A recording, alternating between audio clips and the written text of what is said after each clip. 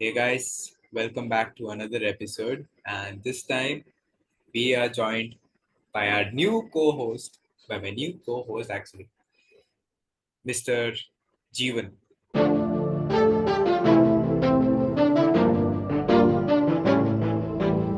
And basically, we're just uh, applauding the Ferrari win, the recent Ferrari win, because Mr. Jeevan here is a massive tifosi. But before we Yes. head on to that, we are racing in Monaco GP. And what it is, what it is. You just take us through this. Yes. Monaco, what a race to come back or, just start off with the podcast, coming into the podcast and all. Right race for me, I feel like, because obviously a huge Tifosi myself and huge Charles fan. So, yeah, so Monaco GP, how it started, practice one basically thought, I personally thought Mercedes had an upper hand because Lewis Hamilton was performing great and he had good, views about the car and stuff. So I was like, okay, another Mercedes track or something like that. Pre 2018, 2017 flashbacks, like dominating the whole weekend. Yeah, so that's what the practice one. So like, okay, Mercedes doing good, car performing well. Charles is somewhere in the midfield for now, not thinking much about it. Hmm. But then I was thinking McLaren's performed very well during, McLaren's did amazing, to be honest, throughout the weekend. I think the Senna livery gave them the upper hand or something like that. Senna's But Empire. to be honest, McLaren's performance was over the top this entire weekend, actually, to I be agree. honest. I agree. And Absolutely all the top. and speaking of McLaren, I noticed that we both have the McLaren livery for some reason. You have the special livery. I have the classic livery behind me. Hmm. We are following Senna's theme this week, this month, or something like that on the page as Senna well. sempre. Yes, But speaking of McLaren, McLaren is, they're going bonkers with the upgrades that they bought since Imola, exactly. actually. Not Imola, from Miami, actually.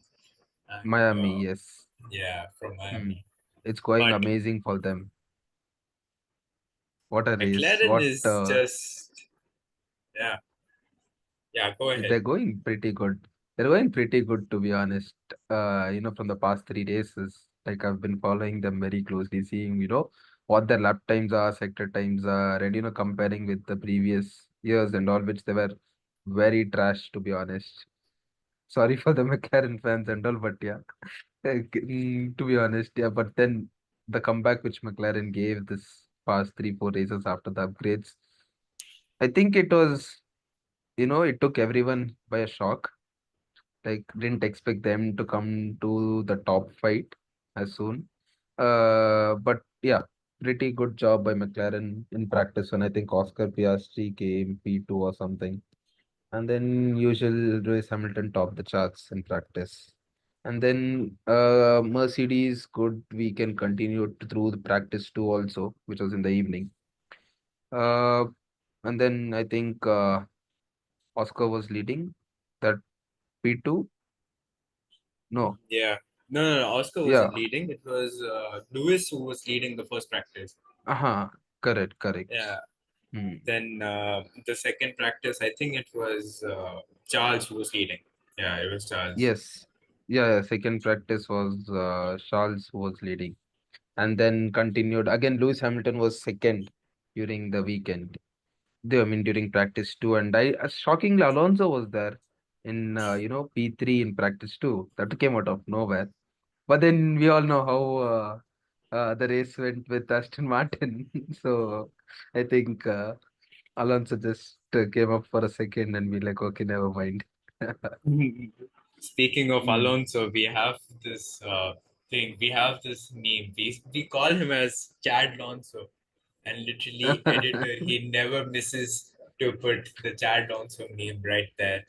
for the viewers to see Now what again, we are talking about. it'll be somewhere. It'll be somewhere here floating around right now.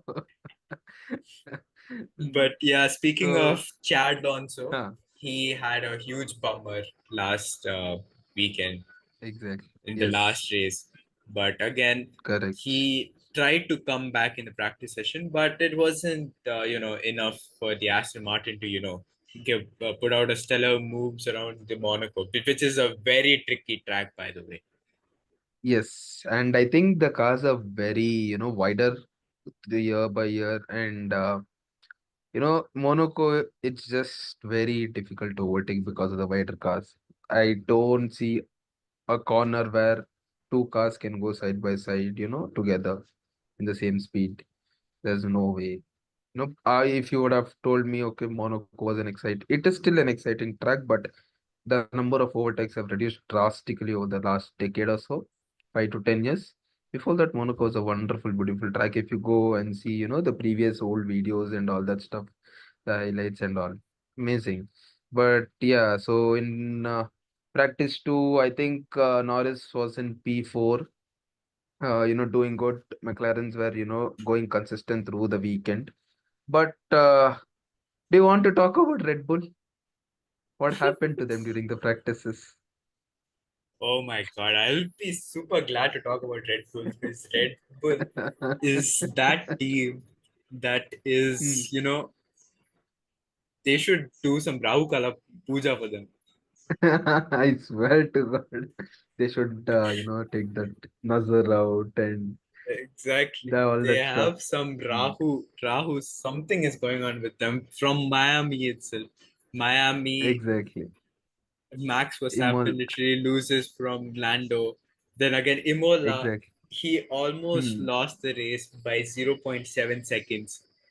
Yes. Literally, Lando was on his ass in Imola GP. And Yes. if the viewers are still wondering that what happened exactly in Imola, go ahead and check the Imola GP highlights that is posted in the channel. Highlights. So Yes. you'll see what happened in Imola. But nevertheless, coming back to Monaco, Red Bull, they had the worst weekend possible in this entire season. That is for sure. Yes. Mm, And if not the entire season, from the past 3 seasons, I feel. yeah, that's From the actually past true. 2 to 3 seasons, to be honest. But yeah, I think Max Verstappen was P4 in practice too. I don't know. I think some setup worked for him for a while, or it didn't work for others, something like that. And I don't even want to get into Checo this race, this entire weekend. I don't know. I think the setup of the car, and I think the track doesn't suit the car as well as it does to everything. I think it's mainly because of the aerodynamics. It doesn't suit slow corners, and which doesn't have long straights and stuff. So yeah, I think that is the thing which Red Bull. And then practice three. I was happy seeing practice three results right before quali. Charles Leclerc was leading in practice three. I was like, okay, for the homeboy doing something. Getting the whole Monaco GP exciting with the homeboy. Charles Leclerc leading with a time. I think it was 1 minute 11 or something like that. And then he did lots of laps that day on the practice day. He was going around changing tires and all. And then, but Max was very close, about a tenth or something behind Charles in practice three. So it's usually they usually run the lower fuel setup and all that stuff in this thing. And Lewis Hamilton again, as usual, was consistent throughout the weekend. I mean, not throughout the weekend, at least the practice sessions till P3. And Russell and Sergio Perez had a good, I think, lap time in practice three. He was P5. Uh, yeah, and then that's it for practice. So in qualifying, the biggest disappointment in qualifying was, I think, Sergio Perez. What do you say? I I think mean, Sergio Perez was had the worst weekend, I think, in long time. Sergio Perez is having no, he is having a really bad time since the past few weeks, to be honest. You Yeah, know, exactly. for uh, Red Bull second driver, being a Red Bull second driver, and you are qualifying in literally 16th position. What do you Yeah, say about that? P16. Literally, yeah, he was P16, right? Yeah, he was Yeah, it was P16. P16. Hmm. So literally, imagine a Red Bull starting a race from 16th position in a grid. You Exactly. can never imagine in the like maybe in a close history, maybe in the past 3 years, at least past 3 years, you can't expect a Red Bull to start in P16. And No way, no also, chance. especially it was Checo, the minister in defense from Yes. Mexico. The guy who won Monaco GP, I think 2 years back. Yeah. Imagine, He won Monaco GP. Hmm. to be honest, Checo, starting from P16 was still a better thing throughout the weekend, which we will come I back to swear. that Yes. later. Which we will come back to Yes. that later. It's a huge story behind that. Oh my God, there is Yes. so much to tell. But again, it wasn't a good weekend for Max Verstappen as well. As Max Yes. Verstappen, the Red Bull star boy, he starts P6. Can you believe that? Hmm. E- P6. Exactly. I thought they would at least come to the top three, if not, the starting two position, seeing their performance throughout the weekend. But then I think they had some issue in turn 6 and 10 or something like that in the slow corners, where they couldn't exactly turn the car as they wanted in the slow corners.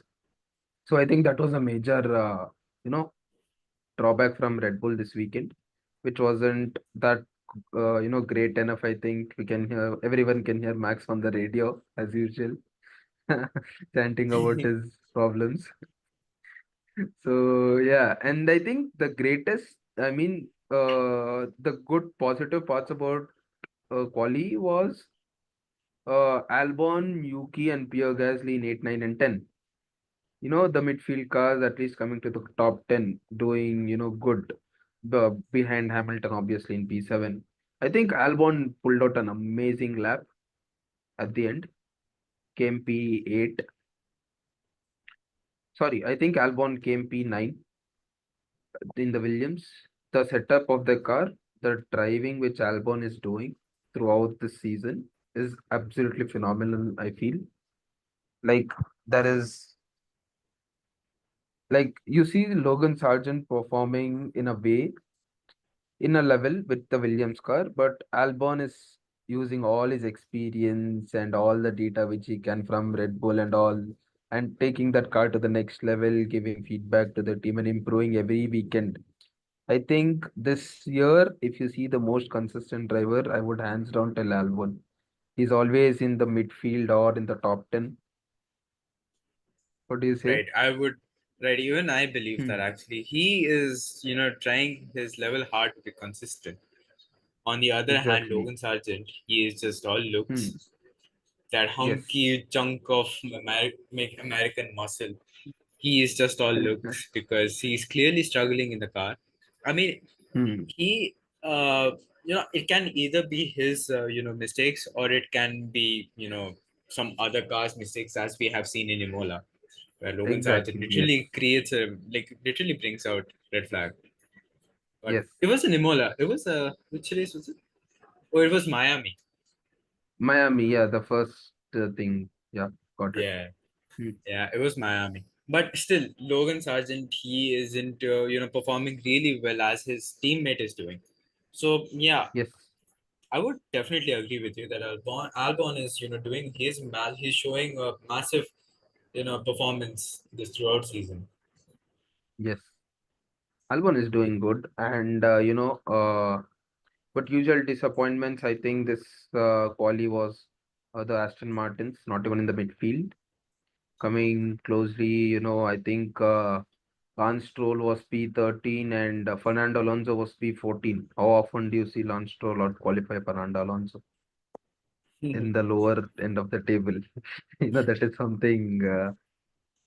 I think Alonso and Aston Martin should be worried in the future coming races and all. I think next race is in Canada, along straights again. I think I don't know, but I I think again Red Bull will dominate the entire weekend because of the long straights and the DRS is very effective. So yeah, let's see next weekend. Let's see. Let's talk about my Monaco right now. That is the hot topic. To be honest, Hmm. I just want And to add some topic. I want to add some yes, points in that.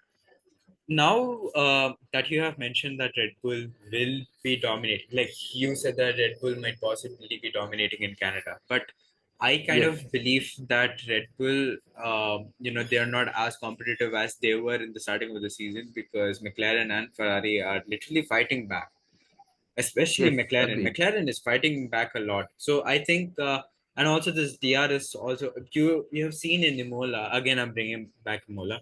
Literally, Lando Norris was quicker using DRS and using Yes. least amount of his battery pack while chasing Hmm. Max Verstappen. And he was maintaining his tires also. So that literally shows how much upgrades that McLaren has brought into their aero packages. So Yes. again, this is a straight, lots of straights in Canada, but again, McLaren or Ferrari, as we have seen Ferrari. this Yeah. weekend. With a bit of hope. Ferrari without hope, I swear to God, without luck and hope. Ferrari, I don't. It's like RCB. As they're living in Bangalore and stuff. Usual. And then let's get to the top four: Charles, Oscar, Carlos, and Lando. What a top four this Monaco has shown us, Quali. I think the last I got excited for a top four was when Norris got pole in Russia. I think he got pole in Russia, or did he win in? No, he almost won in Russia, but he He lost in the almost last won. final laps or something. Almost won in Russia. So I Yeah, think because that of was the the last time. rain.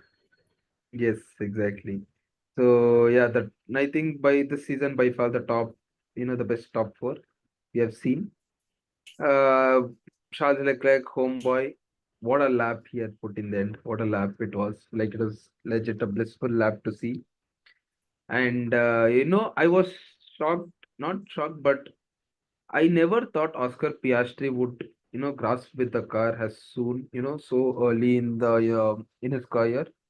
Like we all expected when Daniel Ricciardo was there in the McLaren, we thought it was the car which was very hard to handle and all that stuff. But the talent which Oscar is, the talent and the speed which Oscar Piastri can, what do you tell, like get from the car is on a next level for a rookie driver. I know he's almost been for a year or something like that, but yeah. And then Carlos Sainz, I think, missed P2 by just 1/10 of a second. Just 1/10, I think. The time was 1:10.4 and Oscars was 1:10. No, Oscars was 1:10.4 and Carlos's was 1:10.5. So I think they missed by a very small margin. And then Lando Norris again one Lando Norris and Carlos Sainz missed quali just by 0.05 hundredths of a second. That's a very, very low margin. Very unlucky there. But who knows? We could have seen some other different results on the race that time if Lando would have called. But yeah, and good, very amazing performance by George Russell in the Mercedes. I think Mercedes are trying to get back again in the top field from the midfield races which they had a very bad races from the past couple of years, not years, past couple of at least races which they have. And then that's it. Max Verstappen P6, like we talked about. And then Lewis Hamilton P7. And again, Max and Lewis very close, separated by just 1/10 or something. I think the qualifying was very close by in the top 10. But yeah, amazing qualifying session. And I think when Charles was on pole, I can see all the Ferrari fans, all the Tifosi, including myself, a big white smile. You Is it, know, uh, go we ahead. will talk about Charles later on, but first we'll mention about George Russell since you have talked about it. George Hmm. Russell, as you've said already, he has done a mega job this entire weekend. But Yes. for some reason, a top team like Mercedes, they kind of did mess up the strategy in during the race, don't you think? Literally, Yes. uh, Agreed. George Russell, George was literally, under huge pressure from Max from behind, but Mercedes, they just decided to, just put on a blindfold and just chose not to see. And but Agreed. to be honest, they were focusing on Lewis Hamilton trying to overtake Max Verstappen, Max Verstappen. which was a huge blunder. But still, Agreed. Agreed. our man George Russell, he somehow maintained the same Yes. tire. He cared and cared and cared that same tire, that medium tire from the beginning Medium till tires the went end. up to 70 laps, almost 70 Exactly. laps in Monaco. That is a huge thing. I don't think Checo, when he was in prime, also couldn't maintain tires so much. We used to call Checo what is the tire master? Tire Something, whisperer. tire whisperer. So, yeah, I don't think Checo would have also done it. But yeah, George Russell did an amazing job with the tires, but yeah, as you told, I agree. Mercedes did a blunder job. I think Mercedes and Monaco don't go well. We remember Bottas. What happened with the wheel? World's longest pit stop. Oh my God, we don't talk about that at all. Gee. But Hmm. anyway, since we are talking about the race, let's just start from the Yes, beginning, shall we? Now, yes, the beginning of the race, as usual, how Monaco should be. Like literally, when the race starts from Monaco, you have a mental picture painted in you. A exactly. sun shining bright alongside a huge blue ocean with all white, expensive yachts. And in Yes, turn one, you will see a lot of mistakes because it is a lots tight of touching turn, around and stuff. lots of touching around, lots of that is, don't take it in any other manner, touching around and all. But Okay, yeah, wheels colliding to each other. so basically a tight first corner where literally all the 20 cars will try to squeeze through that tight corner. Sometimes people will, just cut through the corner, they'll go on to the pit lane exit, but that Yes, also will lead to penalties. So I think not most drivers would do that. But in first turn, the first incident was between Carlos Sainz and Oscar Piastri, where Carlos Sainz, I think he didn't have that much of a space, and even Oscar also didn't have much space actually. exactly. And I think it was a pure Carlos, racing he, incident which happened there. Pure yeah, racing definitely. incident which happened there. Yeah.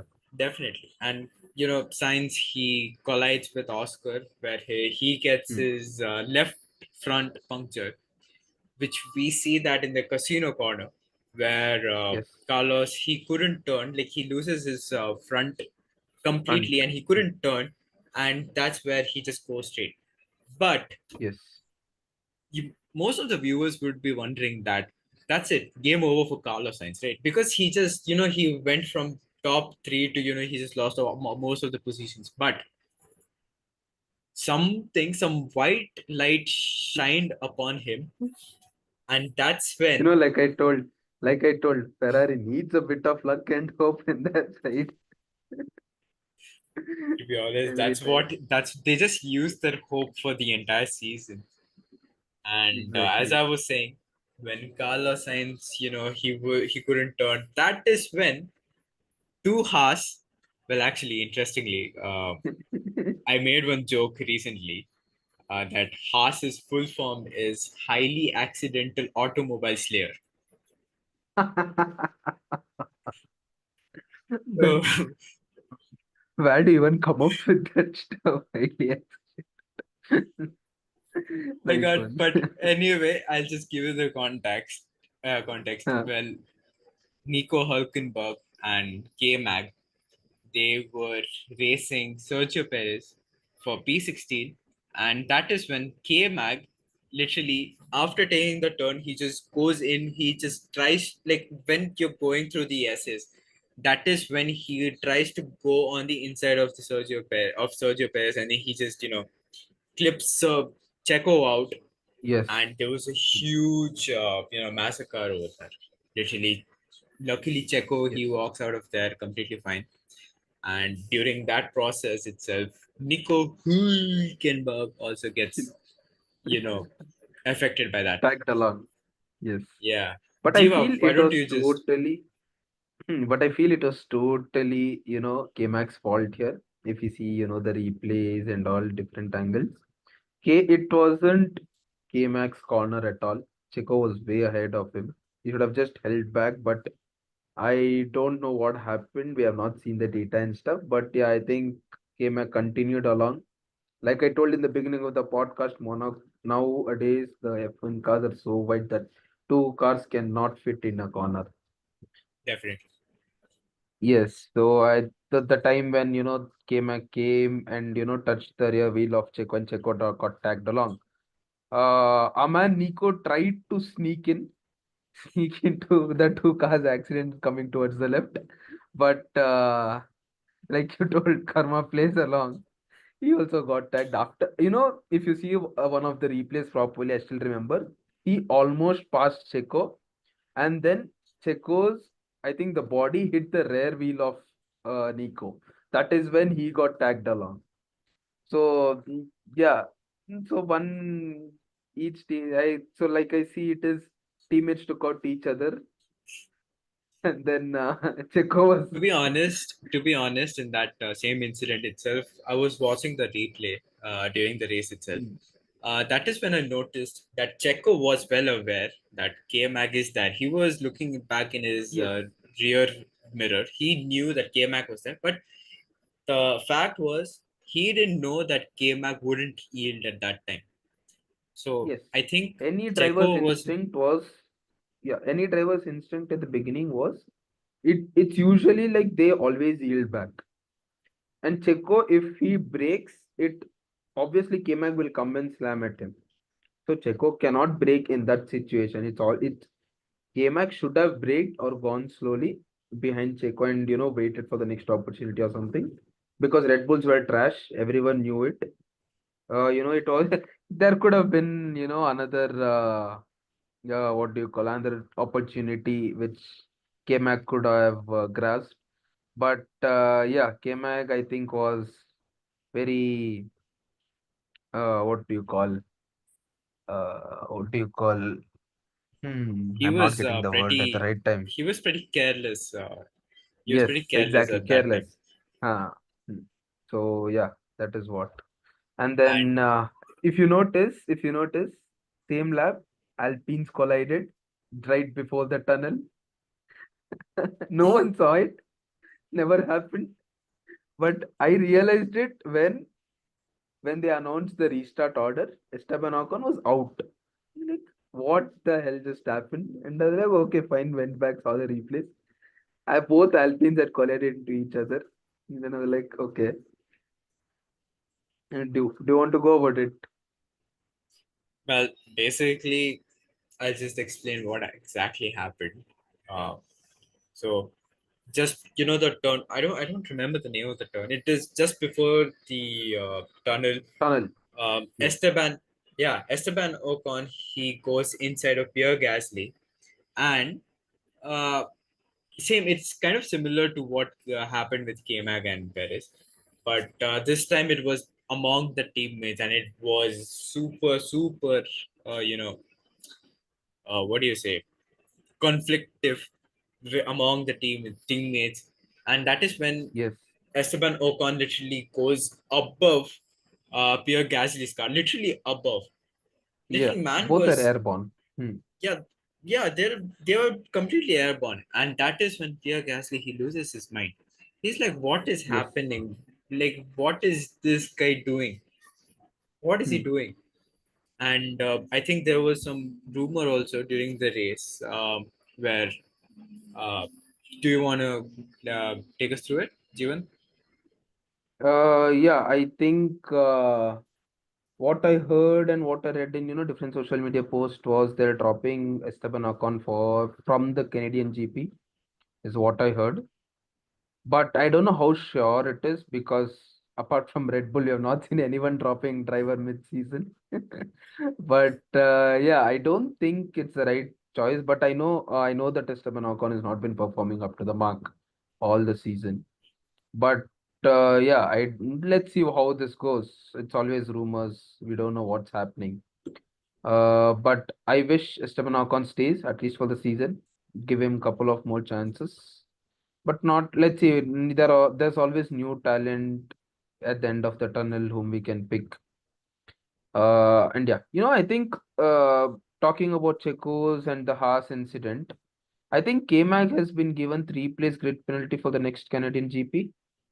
Is Oh, what is I it? heard from, is what I heard Crofty telling on the commentary thing.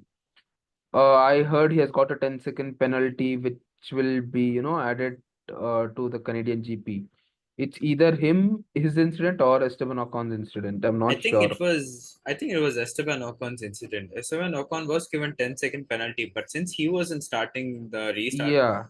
that is when I think he got a grid penalty for Canadian. Yeah. So I think it was Esteban Ocon. I think I might have gotten, the facts wrong. But yeah, I mean, yeah, makes sense. Uh, but yeah, we'll see about the next Grand Prix. But and yeah, and I think it was pretty normal race after the restart. I think everyone cleared. But yeah, the good thing for Carlos was the restart, because the rules say that if all the cars doesn't, pass through the sector one time, every car should have at least one sector time.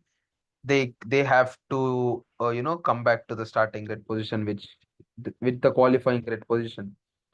So I think, again I'm telling, Ferrari's got lucky there.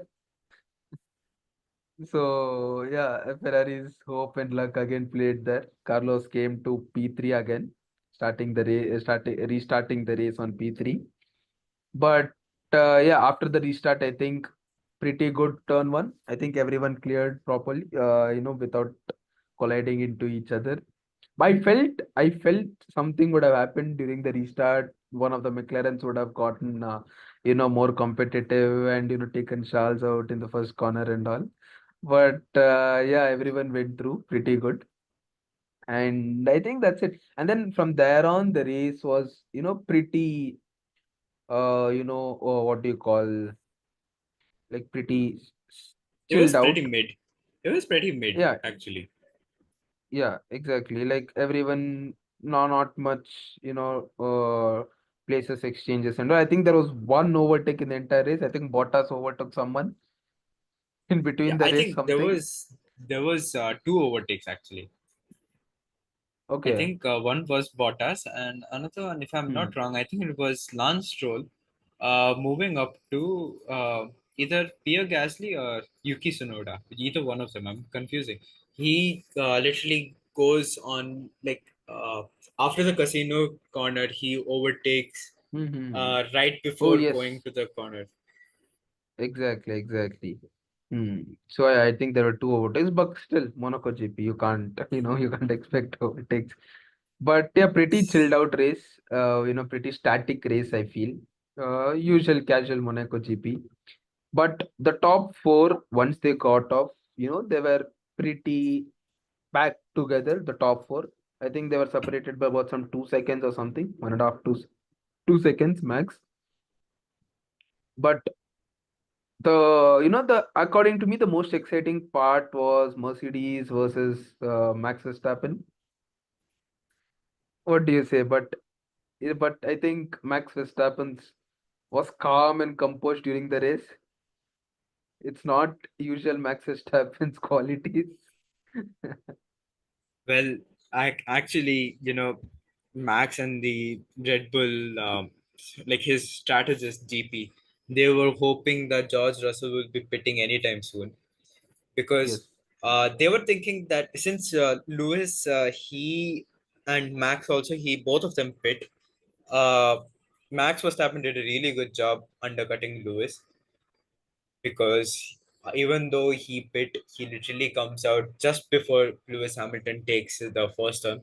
So that was a pretty good job by Max right there.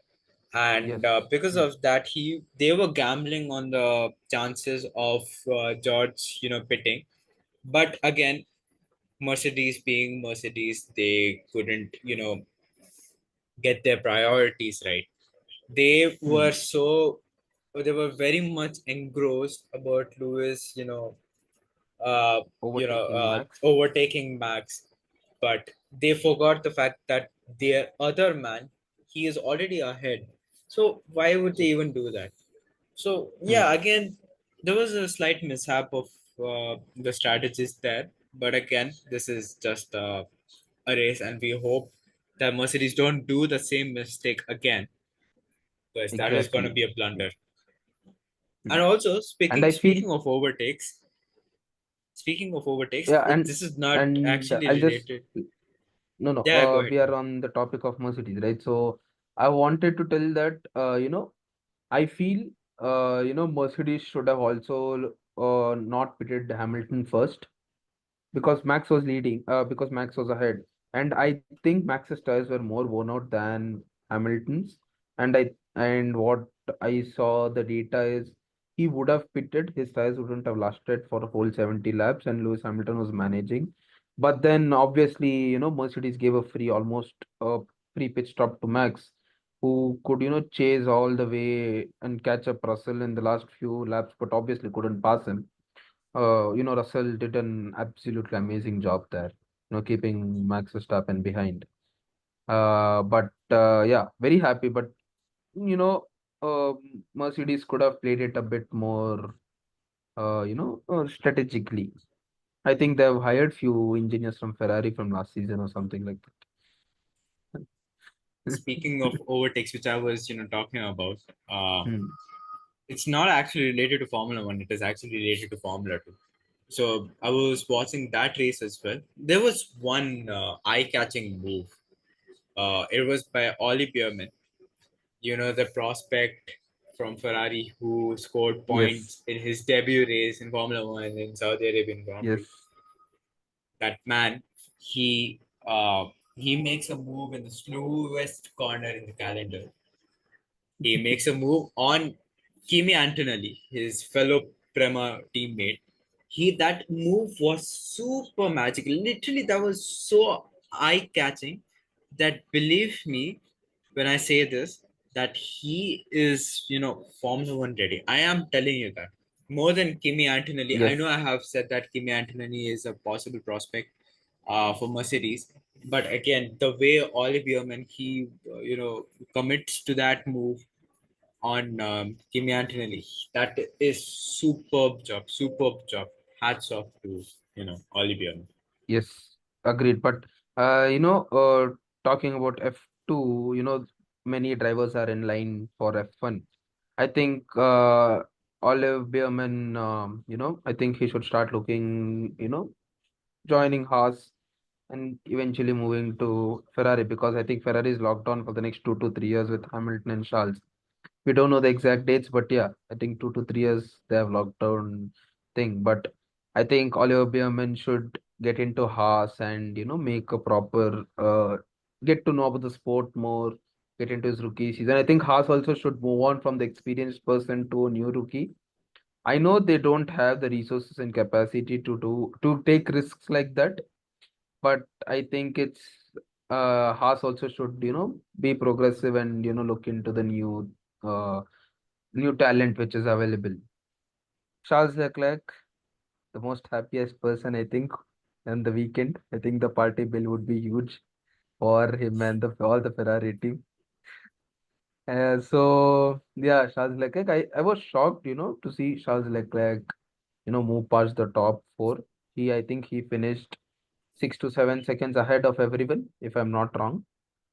I think that was a great drive by Charles. The place where he grew up, the place, he knows each and every the track properly. Charles did amazing job. But if you talk about second, third, and fourth, they were catching up quite a lot of traffic. And I think at one point, there was some 3 to 4 seconds gap between Oscar and Carlos in second and third. But Carlos caught on with Oscar, through the traffic, and Norris was stuck in the traffic. So I thought there was a whole light chance that Carlos would overtake Oscar in the ending and latter stages of the race. But nevertheless, Oscar, as usual, performing excellent, kept him behind and up till the end, and Norris eventually caught up till the last two laps or something. But yeah, amazing race. Charles, the Crofty telling, the last lap commentary was kind of goosebumps, at least for me being a Tifosi. So yeah, the emotion which Charles gave on the radio, where my mind flashed back to Baku 2016, where he goes like, "I am stupid." 2018, I think, 2018 or 17. Where from 2018 was that, 2018. yeah, from that thing to here, it's pretty proud. And another thing which ran in my mind is Italian GP, which Charles won. I think that was the most iconic win next after this. Oof. That was next level, like we tell, amazing. Charles has won pretty iconic races in his life. I know this is a sixth win or something, sixth Formula One win, but yeah, I think this You is know, sixth Formula One victory. I Hmm. still remember what Crofty said when Charles won his Monza GP. I still remember because the previous weekend he wins in Spa also. Literally, Yes. Crofty goes, he wins in Spa, he wins in Monza, Charles Leclerc is the winner of Monza GP. I was like, oh my god. That that is still goosebumps. It comes up in on the feed sometimes, and that's the video I never skip. But yeah, the emotion which the Charles carries in his hometown, like after I think the worst home races by any driver. I don't think any driver would have had these many worst home races. Continuously, some 5, 6 years from the time he has been in Formula One, there hasn't been a good season or a race for him. But yeah, came back with a bang, usually. So yeah, I think, and also talking about the podium, one of the most happiest podium. I've never seen a king or any prince have tears in their eyes. The passion for Formula One which Monaco holds. Like the other day, my friend was telling me he used to stay in France, which is very close to Monaco. They can legit walk down to Monaco, it seems. So he used to tell the motorsport history in Monaco. If, a Monegasque, like the people who stay, citizen of Monaco are called Monegasque. So a Monegasque is filled with pride with motorsport, especially Formula One. Like how Tifosis is pride is Ferrari, like that. So so it was a pretty amazing sight for me to see the top three on the podium. But yeah, amazing race over the weekend. Amazing weekend for me as a fun fan and of Tifosi. Speaking of, Happy Tifosi, we have seen a lot of scenes from the Happy Tifosi back in Ferrari HQ in Maranello. Yes. Literally, the entire Italian crowd just got down to the streets and they were, waving Ferrari flags and they would just keep on honking, honking, honking right in front of Ferrari Yes. HQ. That was one. I, s- That was I one. saw the videos. I saw the videos. That was one feel. Amazing. I I'll tell you, no one is like the Tifosis. None of the fan clubs are like the Tifosis. The pride they hold in their team, and the feeling which they give out for the team, it's on another level. That it doesn't matter what driver, what thing. Like we know from Sebastian Vettel was there, Kimi Raikkonen, Michael Schumacher, the legend, obviously. All those people, the driver doesn't matter. End of the day, for them, the team they should perform good. Well, So yeah, I speaking of, think you said that there is no other fan base. I think there is another fan base that is RCB. usual case. Yeah, obviously, Well, same scenes for us also. A week back, I it's think. well, that wraps it up.